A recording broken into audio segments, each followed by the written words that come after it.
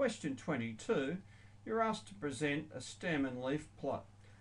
In the first instance, using stems, sometimes leaves, of 10 units. In the second instance, that of 5. Now, I imagine that you can find the data pretty readily, but when we're organising this data, you'll find if the data is kind of grouped together a little tighter in groups of 10, it can help distribute the data and look at trends if you use smaller units. So notice here I've got a key, 0/4 in my key, the stem, 0, the leaf 4 represents 4%.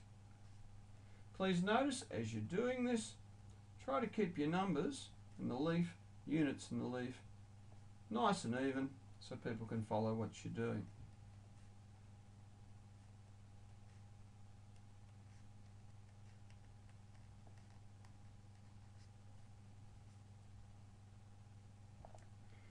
So you can see here by keeping the numbers relatively evenly distributed, I can see that the vast majority of fat content sits between 12 to 18%, but I would like to see a bit more of a distribution there.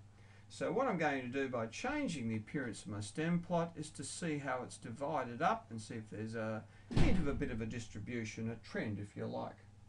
So what I do here, once we're dealing with 5 units, that will mean that anywhere between 0 and 10 could fit into 2 groups. So 0, 0, or 0%, all the way through to 9%, I've got to break it up. So what I use 0 and 0 star.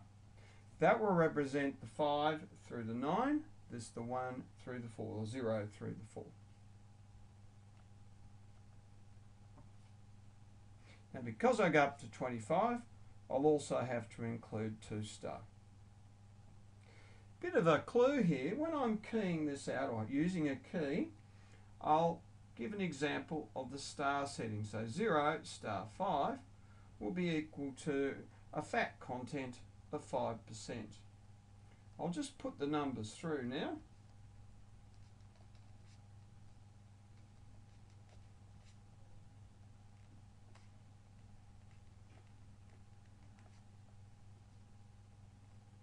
So you can see with this distribution, I've spread things out a little bit, and casting the eye over the grouping, we would say the data is slightly skewed right. More data appearing perhaps the lower fat contents.